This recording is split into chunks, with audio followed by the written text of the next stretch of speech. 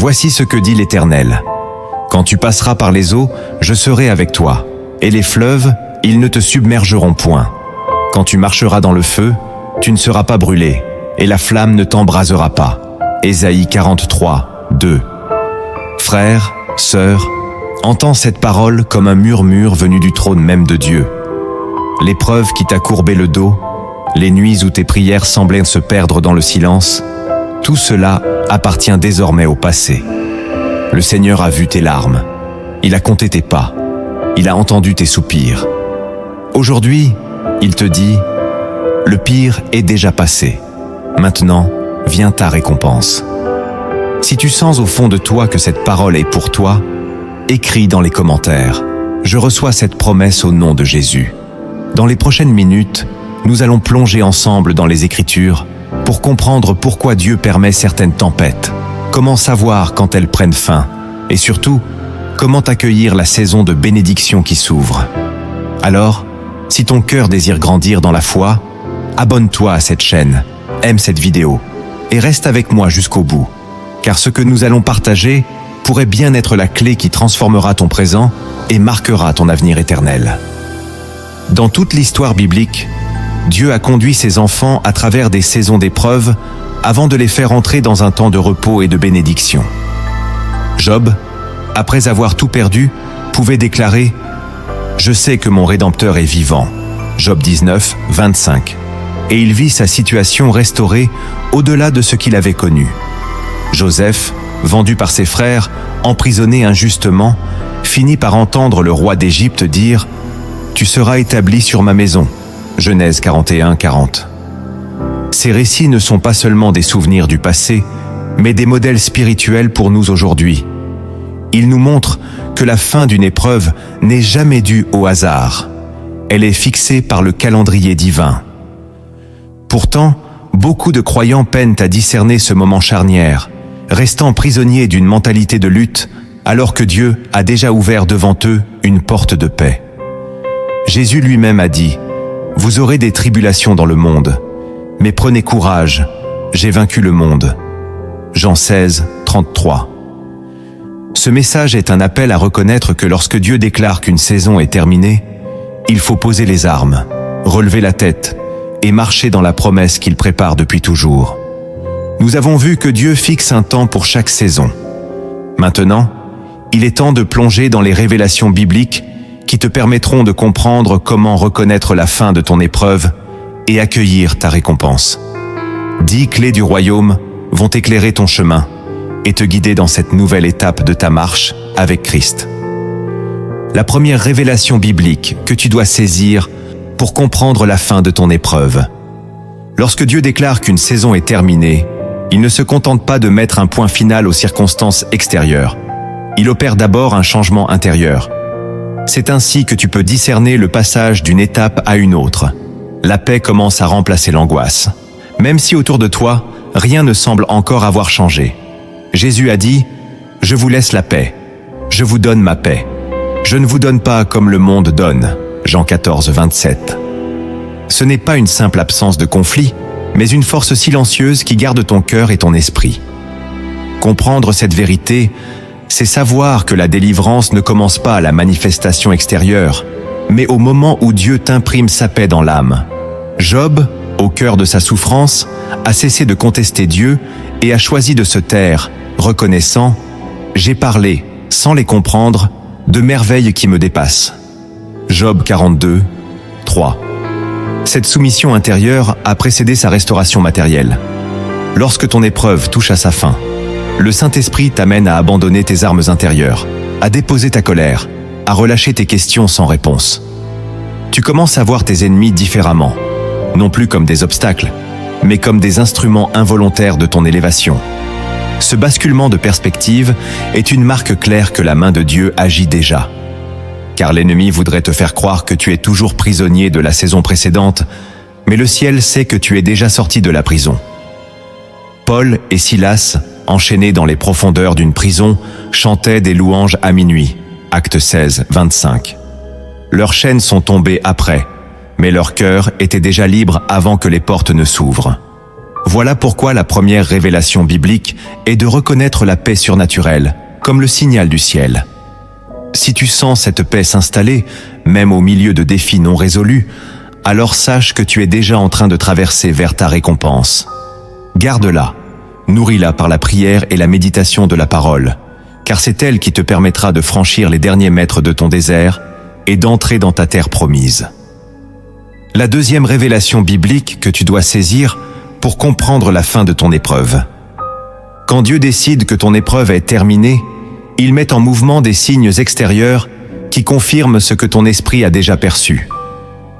Ces signes ne sont pas forcément spectaculaires, mais ils sont précis, clairs et irréfutables pour celui qui a appris à écouter la voix du Saint-Esprit.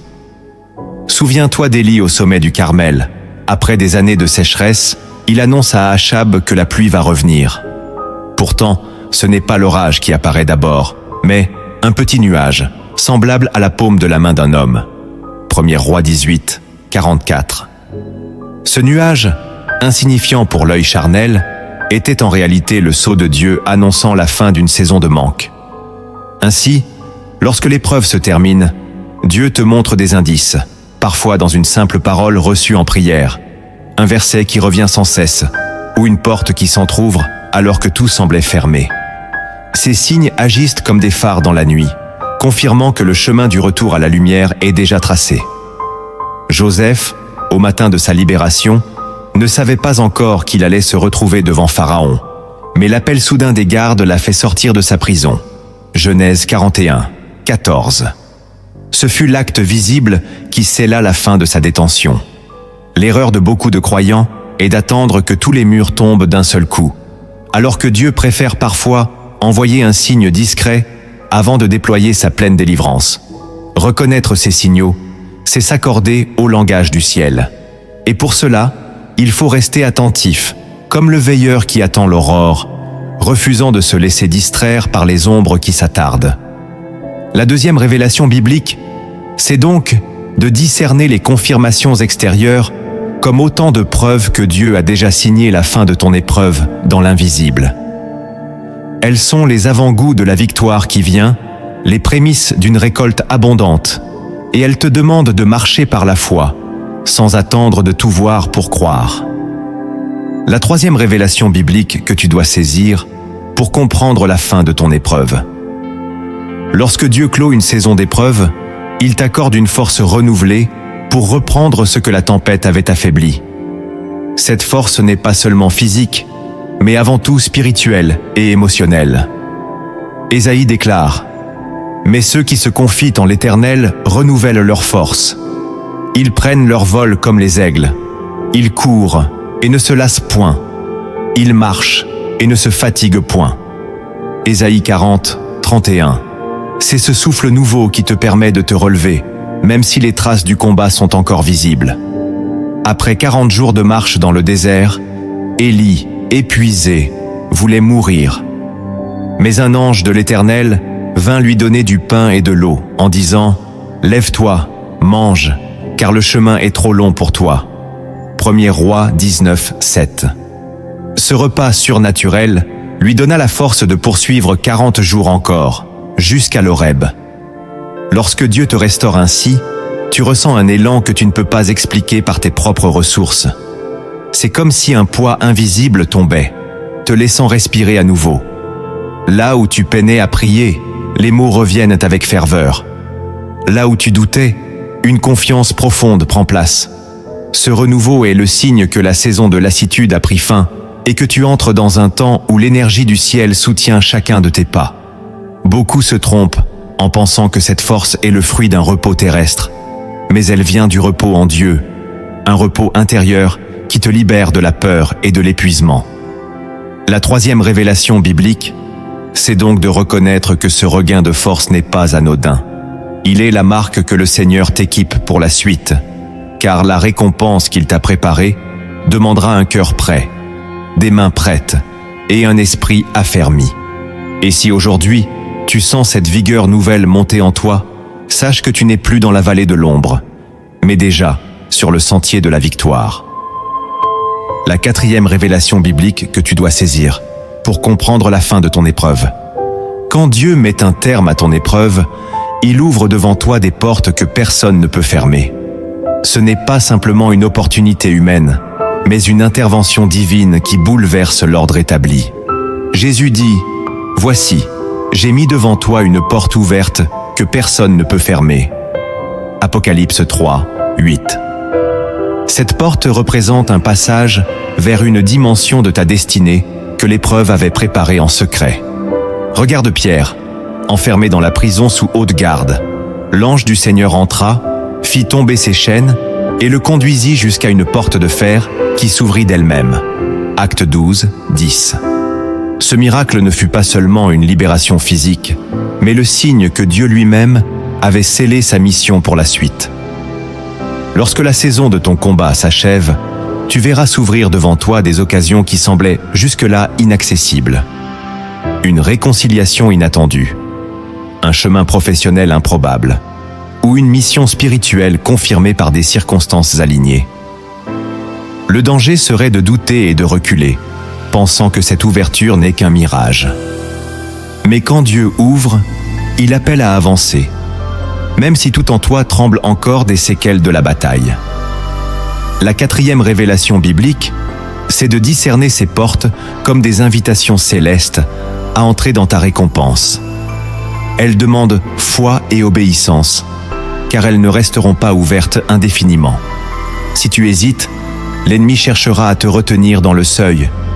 Mais si tu franchis avec confiance, tu découvriras que derrière ces portes se trouve la confirmation tangible que le pire est derrière toi et que le temps de récolter est arrivé. La 5e révélation biblique que tu dois saisir pour comprendre la fin de ton épreuve. Lorsque Dieu met fin à ton épreuve, il rétablit ta dignité devant ceux qui t'avaient jugé, humilié ou méprisé. Ce rétablissement n'est pas une revanche charnelle, mais une manifestation de sa justice.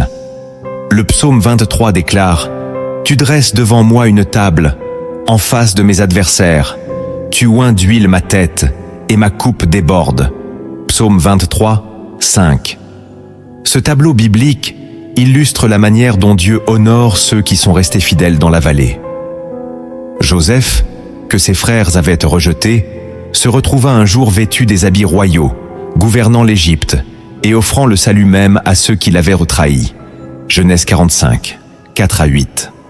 Ce type de restauration dépasse l'imagination humaine. Dieu ne se contente pas de te sortir de la fosse. Il t'élève dans un lieu où ton témoignage devient une lumière pour d'autres. La 5e révélation biblique, c'est de comprendre que ta récompense inclut un honneur que nul ne pourra te retirer, car il vient directement du roi des rois. Et souvent, cet honneur arrive lorsque tu es prêt à bénir ceux qui t'ont blessé. Si tu as déjà expérimenté cette paix profonde qui te permet de bénir tes ennemis, écris dans les commentaires « Mon Dieu restaure ma dignité ». Car cette attitude est la preuve que tu es prêt pour la table que l'Éternel a dressée pour toi, au vu et au su de tous. La 6e révélation biblique que tu dois saisir pour comprendre la fin de ton épreuve. Quand Dieu décide que ton épreuve prend fin, il te donne une clarté nouvelle sur ton chemin. Cette clarté n'est pas seulement une compréhension intellectuelle, mais une lumière intérieure qui dissipe la confusion et oriente tes pas. Ta parole est une lampe à mes pieds et une lumière sur mon sentier. Psaume 119, 105. Dans les saisons de combat, il arrive que la direction semble floue, que chaque choix soit empreint d'incertitude.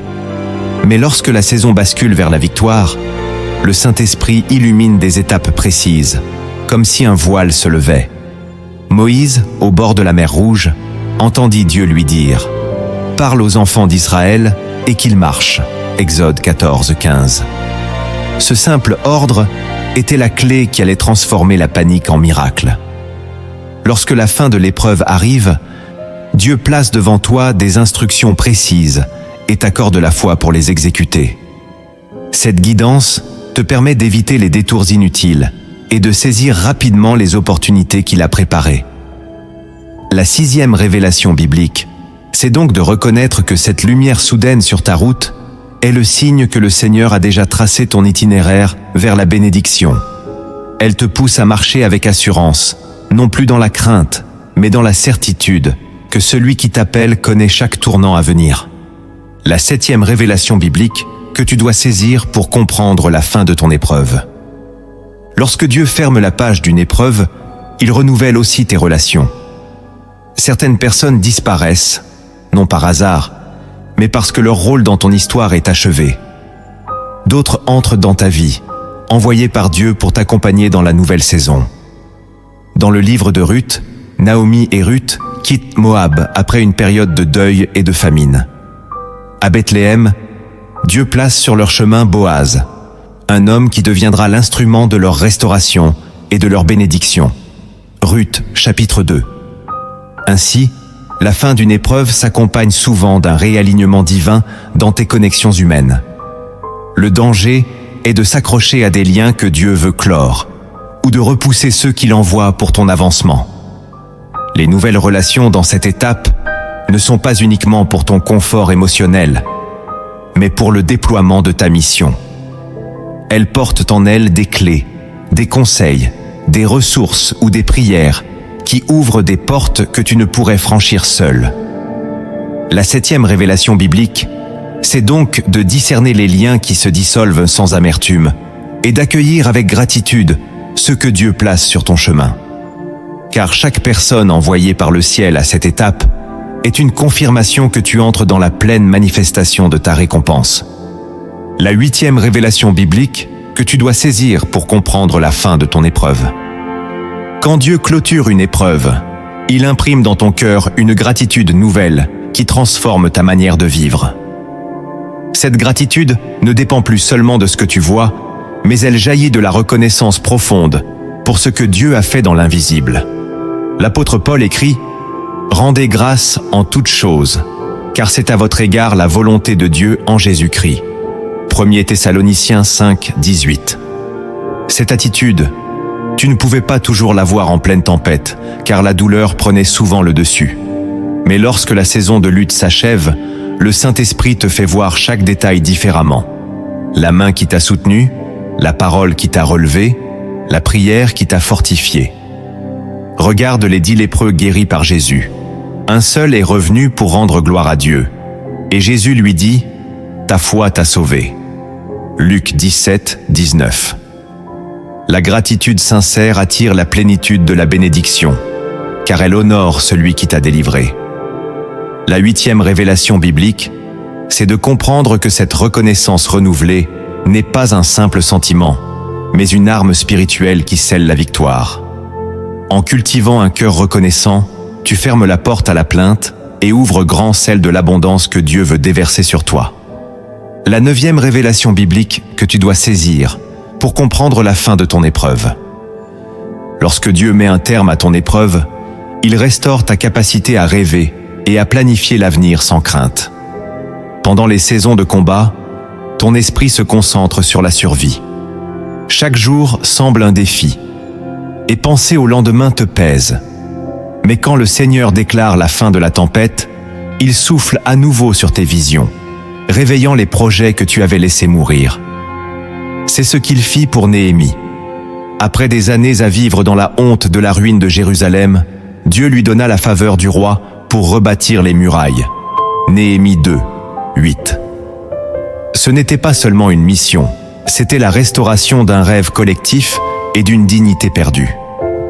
La fin d'une épreuve n'est pas seulement un soulagement, c'est un point de départ pour de nouvelles conquêtes. Le danger est de rester figé dans la peur que tout recommence, ce qui t'empêcherait d'entrer pleinement dans la saison de bénédiction.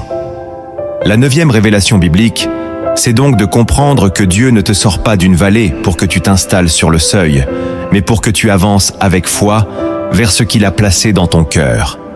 Rêver à nouveau, c'est honorer celui qui t'a libéré. La 10e révélation biblique que tu dois saisir pour comprendre la fin de ton épreuve. Quand Dieu clôt une saison d'épreuve, il marque ton cœur d'un témoignage indélébile destiné à fortifier les autres. Ce témoignage devient une arme spirituelle, car il porte la preuve vivante que la fidélité de Dieu dépasse les limites humaines. Ils l'ont vaincu à cause du sang de l'agneau et à cause de la parole de leur témoignage. Apocalypse 12, 11. Ce n'est pas une histoire que l'on raconte pour impressionner, mais une mémoire sacrée qui rappelle que l'obscurité n'a pas eu le dernier mot. Regarde l'aveugle né guéri par Jésus. Face aux pharisiens incrédules, il déclara simplement « J'étais aveugle, maintenant je vois ». Jean 9, 25. Ces mots, courts mais puissants, résumaient la gloire de Dieu mieux qu'aucun discours théologique. À la fin d'une épreuve, Dieu te confie cette clé. Ton vécu devient une semence pour d'autres captifs, leur prouvant que la délivrance est possible. Le danger est de garder pour toi ce que Dieu veut utiliser pour libérer. La 10e révélation biblique, c'est donc d'oser partager sans crainte, même si les cicatrices sont encore visibles, car elles sont la preuve que tu as survécu. Et chaque fois que tu racontes ce que le Seigneur a fait, tu proclames à nouveau « Le pire est derrière moi, et sa récompense est devant moi ». Nous avons exploré les révélations bibliques qui annoncent la fin d'une épreuve. Il est maintenant temps d'aller plus loin et de découvrir 10 vérités cachées dans les Écritures, des réalités souvent ignorées, mais capables de transformer ta perspective. Ces vérités vont t'armer spirituellement pour accueillir pleinement la saison de récompense que Dieu a préparée pour toi. La première vérité cachée que tu dois connaître pour accueillir la fin de ton épreuve. Lorsque Dieu déclare qu'une saison de souffrance est terminée, il ne se contente pas de t'emmener hors du lieu de douleur, il change aussi l'autorité spirituelle que tu portes.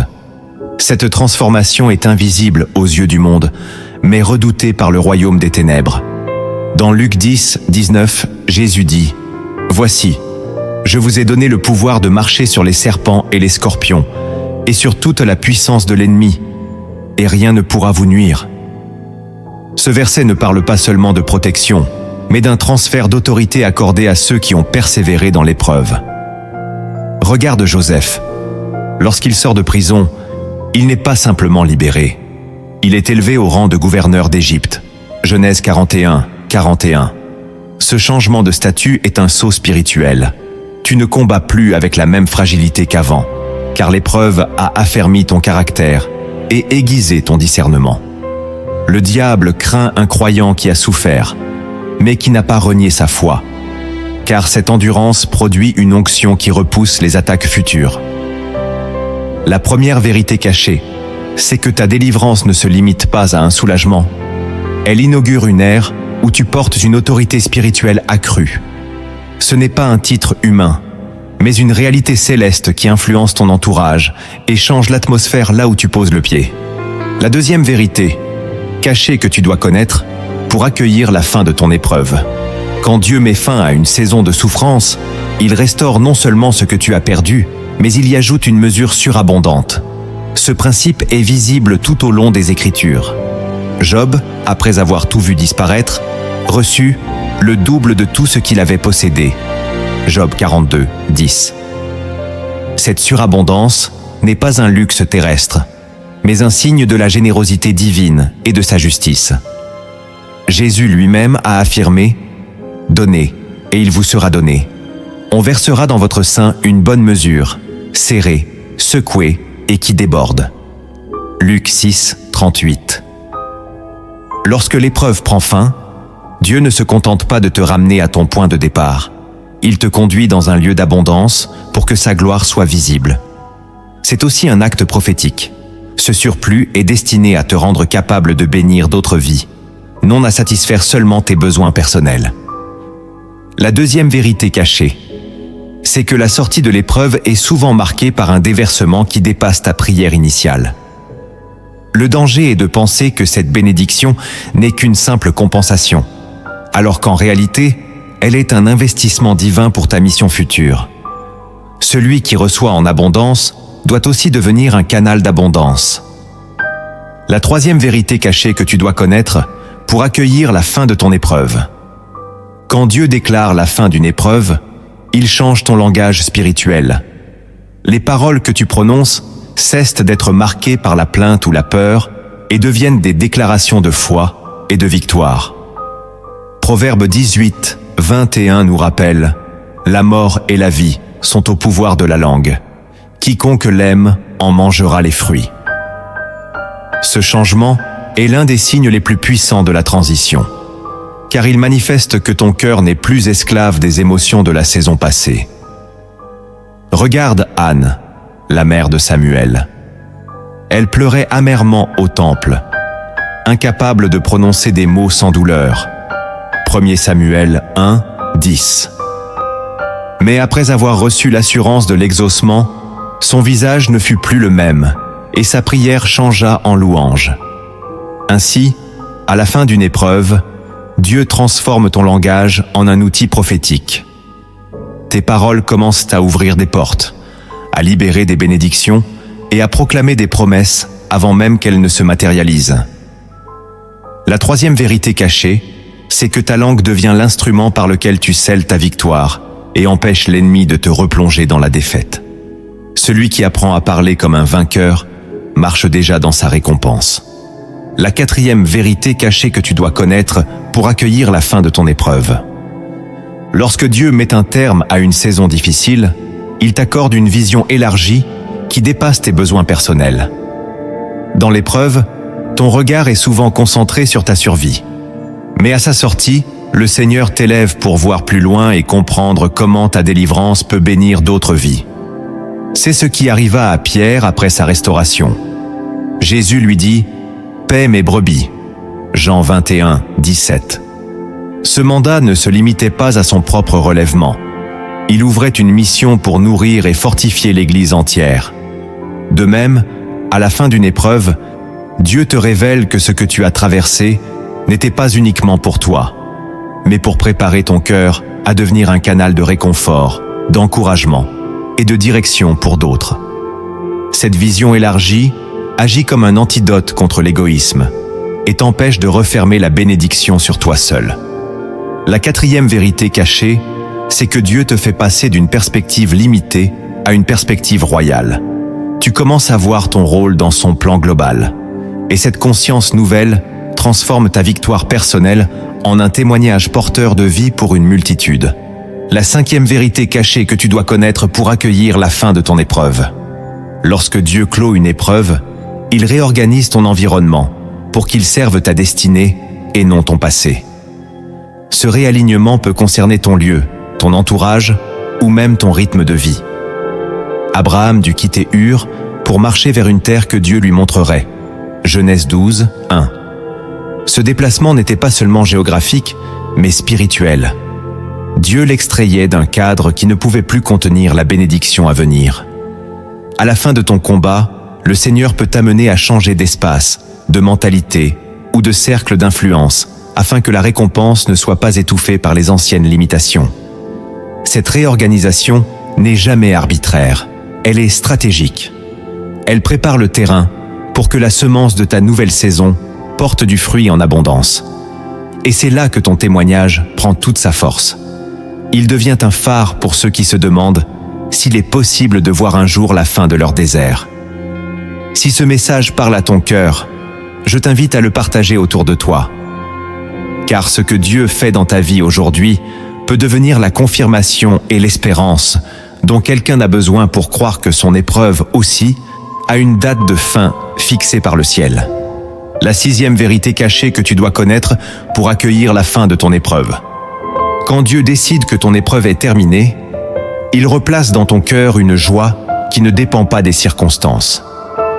Cette joie est un indicateur puissant que tu es entré dans une nouvelle saison, car elle dépasse la logique et résiste au vent contraire. Néhémie déclara au peuple « La joie de l'Éternel sera votre force ». Néhémie 8, 10. Pendant les périodes de lutte, il est fréquent que la joie soit étouffée par le poids des soucis.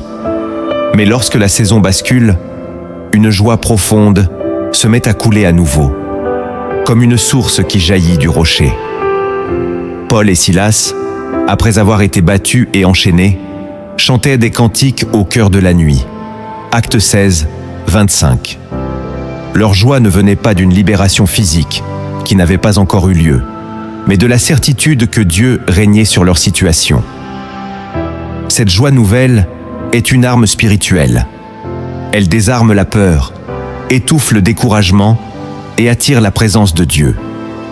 La sixième vérité cachée, c'est que si tu ressens cette joie surnaturelle se rallumer en toi, Même si tout n'est pas encore parfaitement en ordre, c'est le signe que ton esprit a déjà franchi la ligne de victoire et que ton épreuve appartient désormais au passé. La 7e vérité cachée que tu dois connaître pour accueillir la fin de ton épreuve. Lorsque Dieu met fin à ton épreuve, il réveille en toi un zèle nouveau pour le servir. Ce zèle n'est pas une simple motivation émotionnelle, mais un feu intérieur alimenté par la gratitude et la reconnaissance.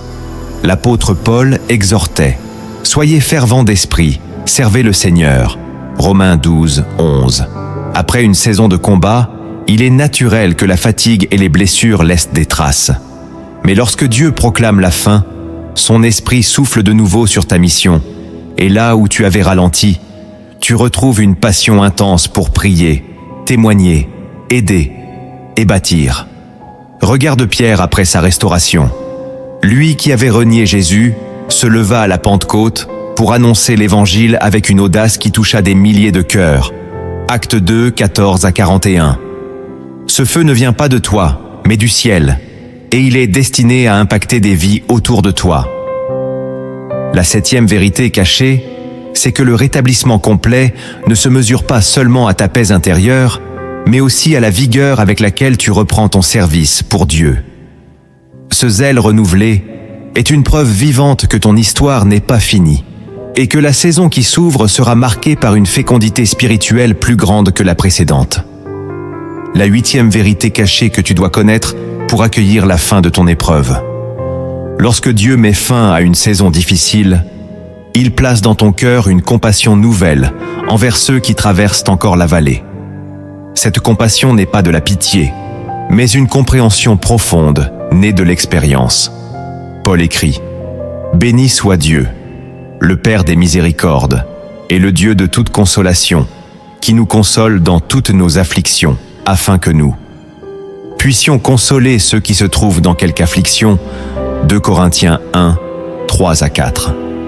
Après l'épreuve, tu deviens plus attentif aux blessures des autres, plus patient avec leurs faiblesses, car tu sais ce que signifie être au bord du découragement. Cette compassion est un trésor que Dieu utilise pour prolonger l'impact de ta victoire au-delà de ta propre vie. Regarde Moïse. Ayant fui l'Égypte et connu l'errance, il était préparé pour conduire un peuple en détresse. La 8e vérité cachée, c'est que ta délivrance te transforme en canal de réconfort. Elle t'équipe pour devenir un signe vivant que Dieu est fidèle, et que si tu es sorti de la nuit, d'autres aussi peuvent voir l'aube. Cette compassion devient alors un ministère silencieux mais puissant, qui parle plus fort que des mots. La 9e vérité cachée que tu dois connaître pour accueillir la fin de ton épreuve. Quand Dieu annonce la fin d'une épreuve, il te donne la capacité de voir rétrospectivement le but de chaque douleur. Ce discernement transforme ton passé en une école et non en une prison. Joseph pouvait dire à ses frères « Vous aviez médité de me faire du mal. Dieu l'a changé en bien pour accomplir ce qui arrive aujourd'hui. » Genèse 50, 20. Dans la tempête, il est difficile de comprendre pourquoi certaines pertes ou trahisons surviennent, mais une fois la saison close, le Saint-Esprit éclaire les étapes cachées qui ont forgé ton caractère, affermi ta foi et préparé ta mission. Ce regard nouveau te libère de l'amertume, car tu reconnais que même les moments les plus sombres ont été utilisés par Dieu pour te conduire vers sa promesse. La 9e vérité cachée, c'est que la compréhension que tu reçois à la fin de l'épreuve devient une arme contre le découragement futur. Elle te permet de dire avec assurance « Si Dieu m'a porté à travers cela, il me portera encore. » Et plus encore, elle t'équipe pour encourager ceux qui ne voient pas encore le sens de leur combat, leur assurant que Dieu écrit toujours avec une encre invisible avant que les mots ne se révèlent. La 10e vérité cachée que tu dois connaître pour accueillir la fin de ton épreuve. Lorsque Dieu scelle la fin d'une saison de lutte, il t'amène à un niveau de confiance où la peur de l'avenir disparaît. Cette confiance ne repose plus sur ce que tu peux contrôler, mais sur la fidélité de celui qui t'a déjà délivré. Le psalmiste déclare « L'Éternel combattra pour vous, et vous, gardez le silence. » Exode 14, 14. Après une épreuve, le cœur humain a tendance à rester sur la défensive, craignant que le malheur frappe à nouveau. Mais quand Dieu agit pleinement, il t'enseigne à marcher dans une paix durable, même face aux incertitudes. Regarde David. Après avoir fui Saül pendant des années, il reçut l'onction royale et régna avec assurance, sachant que le même Dieu qui l'avait protégé dans le désert le garderait sur le trône. 2 Samuel 5, 3. La 10e vérité cachée, c'est que ta confiance en Dieu devient inébranlable, non pas parce que la vie est exempte de défis, mais parce que tu sais que sa main ne t'abandonnera jamais. Ce repos intérieur est la preuve finale que l'épreuve est derrière toi et que tu marches désormais dans la lumière de ta récompense. Nous avons exploré les signes et les vérités cachées qui marquent la fin d'une épreuve. Il est maintenant temps de passer de la compréhension à l'action. Dans cette section, nous allons voir comment traduire ces révélations en actes concrets, pour que ta foi, ta prière et ta vie entière reflètent pleinement la récompense que Dieu a préparée. Le premier acte que tu dois poser pour accueillir la fin de ton épreuve. Tu dois décider, de façon consciente et irréversible, de fermer la porte à toute parole et à toute pensée qui rouvre les blessures du passé. Tant que tes conversations et tes méditations restent ancrées dans la douleur vécue, tu risques de prolonger toi-même une saison que Dieu a déjà déclarée terminée. L'apôtre Paul exhorte « Oubliant ce qui est en arrière et me portant vers ce qui est en avant, je cours vers le but. » Philippiens 3, 13 à 14. Fermer cette porte, ce n'est pas nier ce qui s'est produit, mais refuser de laisser ton identité se définir par l'épreuve. C'est un acte spirituel où tu remets consciemment chaque souvenir douloureux au pied de la croix, sachant que Christ l'a déjà porté. Cette décision peut te demander de changer tes habitudes, éviter certaines discussions, limiter le contact avec ceux qui aiment raviver tes plaies, et nourrir ton esprit de la parole plutôt que de tes émotions. Souviens-toi des Israélites. Dieu les avait libérés de l'Égypte, mais beaucoup restaient mentalement esclaves, regrettant même leur passé. Nombre 14, 4. Le premier acte, c'est donc de fermer le livre de la souffrance pour en ouvrir un nouveau, celui de la restauration. Ce geste libère ton cœur pour que la récompense promise trouve toute la place en toi. Le deuxième acte que tu dois poser pour accueillir la fin de ton épreuve. Tu dois aligner ta vie de prière avec la nouvelle saison dans laquelle Dieu t'introduit. Trop souvent, après une longue période de combat, nos prières restent centrées sur la survie, la demande d'aide et la protection. Mais lorsque l'Éternel déclare la fin de l'épreuve, il t'appelle à prier différemment, avec gratitude, autorité et vision. Paul écrit « Ne vous inquiétez de rien, mais en toute chose, faites connaître vos besoins à Dieu par des prières et des supplications, avec des actions de grâce. » Philippiens 4, 6. Dans cette phase, ta prière devient une proclamation des promesses et non une répétition des plaintes. Cela signifie remercier Dieu pour ce qu'il a déjà accompli, déclarer sa parole sur tes projets et bénir les œuvres de tes mains. Regarde Salomon lors de la dédicace du temple. Sa prière ne demandait pas la délivrance d'une crise, mais la bénédiction et la sanctification d'une nouvelle étape. 1er Roi 8. Alignement dans la prière, c'est accepter que tu n'es plus dans un champ de bataille permanent, mais sur un terrain de construction. Ce changement attire la faveur divine et prépare ton cœur à recevoir non seulement la récompense promise, mais aussi la sagesse pour l'administrer. Le troisième acte que tu dois poser pour accueillir la fin de ton épreuve. Tu dois réorganiser tes priorités afin qu'elles reflètent l'ordre du royaume et non celui imposé par la peur ou l'urgence. Pendant l'épreuve, beaucoup d'énergie est absorbée par la gestion du quotidien et la survie immédiate. Mais lorsque Dieu t'amène dans une saison de récompense, il t'invite à placer sa volonté au sommet de ta liste. Jésus dit « Cherchez premièrement le royaume et la justice de Dieu, et toutes ces choses vous seront données par-dessus. » Matthieu 6, 33. Réorganiser tes priorités signifie réévaluer ton emploi du temps, tes engagements et même tes objectifs à long terme, en te demandant « Est-ce que cela sert la mission que Dieu me confie ?» Cela peut t'amener à abandonner certaines activités, à déléguer ou à investir plus de temps dans la prière, l'étude de la parole. et le service. Ne pas faire cet ajustement reviendrait à mettre du vin nouveau dans de vieilles outres. Marc 2, 22. Le troisième acte, c'est donc d'ancrer ta nouvelle saison dans un style de vie qui honore Dieu avant tout. En plaçant l'ordre divin en premier, tu assures que la récompense reçue ne soit pas gaspillée, mais multipliée pour sa gloire et pour l'accomplissement de ton appel. Le quatrième acte que tu dois poser pour accueillir la fin de ton épreuve. Tu dois semer volontairement dans la vie des autres, même si tu viens à peine de sortir de ta propre saison difficile. Cette semence peut être matérielle, spirituelle ou émotionnelle, mais elle doit être donnée avec un cœur libre et généreux.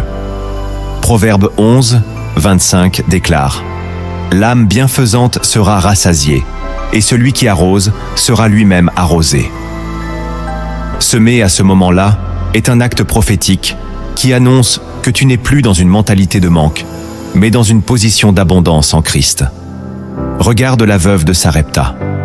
Au milieu de la famine, elle a donné son dernier repas à Élie, et Dieu a fait que sa cruche d'huile et sa jarre de farine ne manquent plus.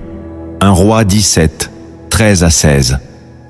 Ce geste prouve à Dieu que tu crois à sa provision et que tu refuses de laisser la peur gouverner tes choix. Le quatrième acte, c'est donc de devenir une source dès le début de ta nouvelle saison. Car lorsque tu donnes à partir de ton relèvement, tu déclenches une dynamique spirituelle où Dieu se plaît à te confier encore plus, sachant que tu es un canal fidèle pour répandre sa bénédiction autour de toi. Le cinquième acte que tu dois poser pour accueillir la fin de ton épreuve. Tu dois proclamer publiquement la fidélité de Dieu, non pas comme un simple témoignage personnel, mais comme une déclaration prophétique destinée à fortifier la foi d'autrui. Témoigner, c'est libérer dans l'atmosphère une parole qui attire la même grâce sur d'autres vies. Psaume 107, 2. Que les rachetés de l'Éternel le disent, ceux qu'il a délivrés de la main de l'ennemi. Dans la vallée, tu as prié en silence, mais à la sortie, ta bouche devient un instrument de louange et de victoire. Regarde l'homme délivré de la Légion. Jésus lui dit de retourner chez lui et de raconter tout ce que le Seigneur t'a fait. Luc 8, 39. Ce témoignage, partagé au moment où la saison change, devient un catalyseur de foi pour ton entourage. Il te permet aussi de sceller dans le monde spirituel que tu ne reviendras plus à l'état antérieur. Si tu sais que Dieu t'a porté dans des moments où tout semblait perdu, écris dans les commentaires « Ma victoire est un témoignage vivant », car proclamer, c'est rendre gloire à Dieu, mais aussi prouver à l'ennemi que tu n'as plus peur de ton passé et que tu marches désormais dans la lumière de ta récompense. Le sixième acte que tu dois poser pour accueillir la fin de ton épreuve. Tu dois protéger ton cœur contre le retour subtil des vieilles habitudes qui t'avaient affaibli dans la saison précédente. Une nouvelle étape nécessite une vigilance accrue, car l'ennemi tente souvent de réintroduire, sous une forme différente, les mêmes pièges qui avaient ralenti ta marche. Jésus avertit « Veillez et priez, afin que vous ne tombiez pas dans la tentation. » Matthieu 26, 41. Après la délivrance, il est facile de relâcher la tension, pensant que la victoire est acquise une fois pour toutes. Mais la sagesse biblique nous montre que conserver une bénédiction demande autant, voire plus, de discipline que pour l'obtenir. Israël, après avoir franchi le Jourdain, devait encore protéger et cultiver la terre promise pour ne pas la perdre. Ce sixième acte implique donc de poser des limites saines, de maintenir une vie de prière constante et de rester ancré dans la parole, même lorsque tout va bien. La vigilance n'est pas un signe de peur, mais une preuve de maturité spirituelle. Elle garantit que la récompense que Dieu t'a confiée ne soit pas dilapidée et que tu marches dans une stabilité durable, loin des cycles d'échecs qui appartiennent désormais à ton passé. Le septième acte que tu dois poser pour accueillir la fin de ton épreuve. Tu dois apprendre à marcher chaque jour dans la voie du Saint-Esprit, même lorsque tout semble déjà acquis. La vraie récompense ne réside pas seulement dans ce que Dieu te donne, mais dans la relation intime qui se renforce avec lui après la délivrance. Mes brebis entendent ma voix, je les connais, et elles me suivent. Jean 10, 27. Ce suivi quotidien préserve ton cœur de l'orgueil, du relâchement et de l'oubli. C'est ce que beaucoup négligent. La bénédiction peut devenir un piège si elle te détourne de celui qui te l'a donné. Pour illustrer ce dernier acte, laisse-moi te raconter une parabole inspirée des cieux qui renferme un enseignement profond pour ta marche avec Jésus. Le jardinier et le roi. Il était une fois un jardinier fidèle qui servait un grand roi. Pendant des années, il avait travaillé dans les champs les plus durs du royaume, exposé au soleil brûlant, aux tempêtes violentes et au sol pauvre. Ses mains étaient calleuses, son dos voûté, mais son cœur restait loyal. Chaque jour, malgré la fatigue, il semait, arrosait et entretenait des plantes qui ne semblaient jamais donner de fruits. Un jour, le roi vint à lui et dit « Tes jours de labeur dans ce champ aride sont terminés. Suis-moi. » Le jardinier, surpris, obéit. Le roi le conduisit au cœur de ses jardins privés, là où la terre était noire et riche, les fleurs éclatantes et les arbres chargés de fruits. « Désormais, tu travailleras ici, dans mon verger royal, et tout ce que tu cultiveras sera pour toi et pour ceux que tu choisiras de nourrir. » Au début, le jardinier savourait chaque instant. Les outils étaient neufs, l'eau claire coulait en abondance, et les fruits poussaient rapidement. Mais, au fil du temps, il commença à penser qu'il connaissait déjà chaque recoin du jardin. Il cessa d'écouter les instructions quotidiennes que le roi lui envoyait par ses messagers. Il planta où il voulait, tailla quand bon lui semblait, et négligea certaines parties du verger. Les premiers signes furent subtils, quelques branches sèches, un sol qui perdait de sa fertilité. Mais, absorbé par l'abondance autour de lui, le jardinier ne vit pas que la beauté du jardin s'altérait. Un matin, le roi vint le voir et l'amena devant un arbre desséché. « Ce n'est pas le sol qui a manqué, ni l'eau, mais ton écoute.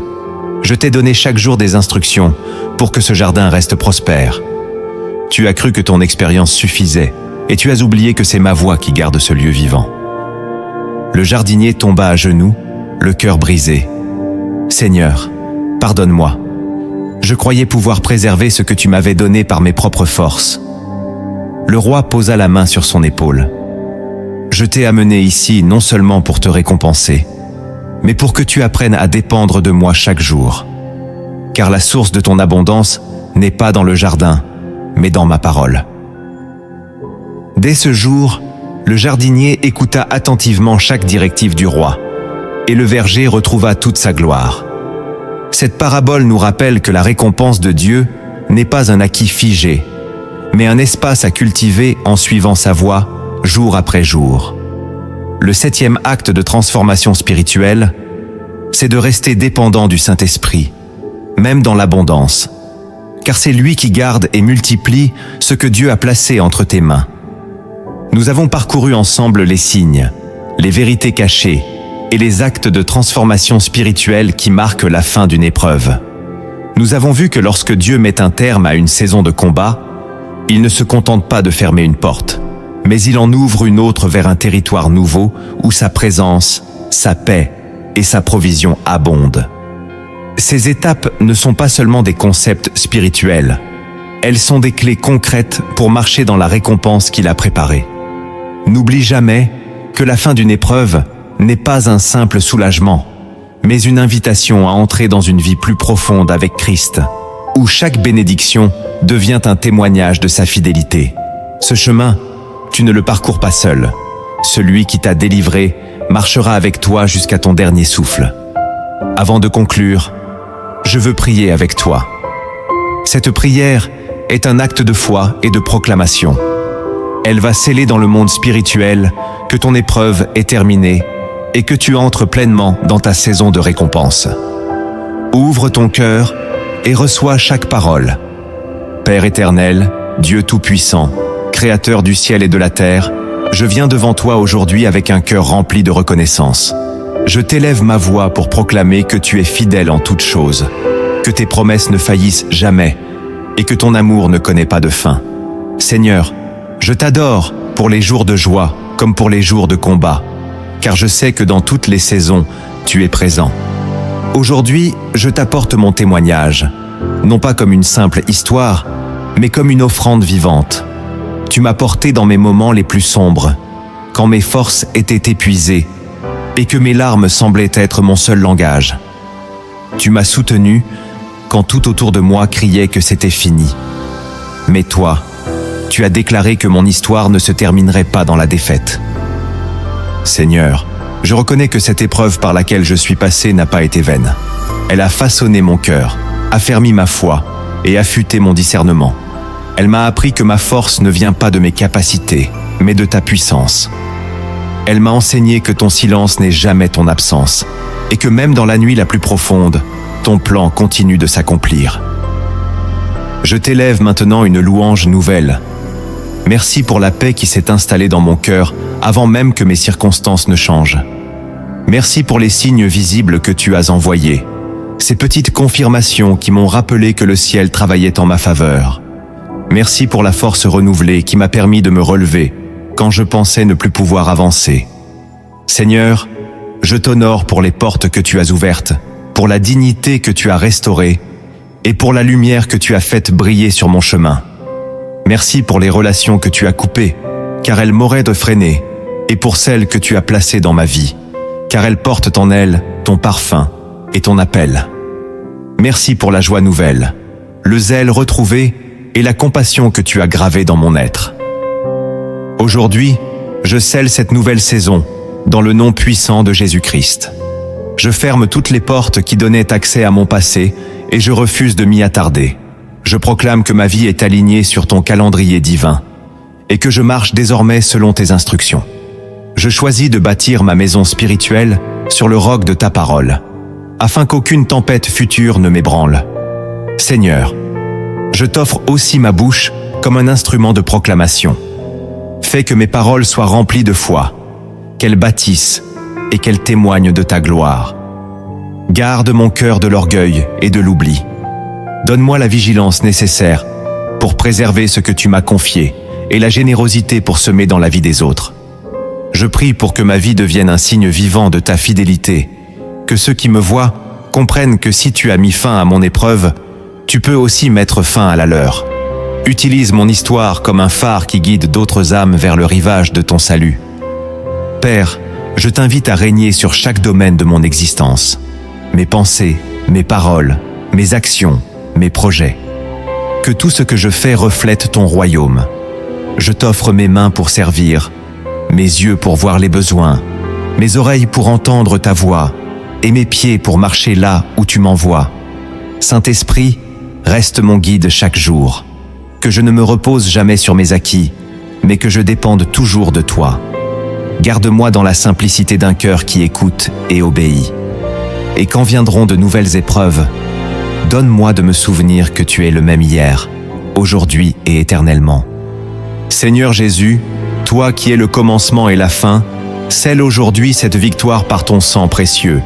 Que mon esprit, mon âme et mon corps soient gardés irréprochables jusqu'à ton retour. Et que ma bouche ne cesse jamais de dire « L'Éternel a été bon pour moi » et sa bonté durera à toujours. Je t'élève cette prière avec foi, sachant qu'au moment même où je parle, tu es en train de confirmer dans les cieux ce que je proclame sur la terre. Je reçois ma saison de récompense et je marche dedans dès aujourd'hui, au nom puissant de Jésus-Christ. Amen.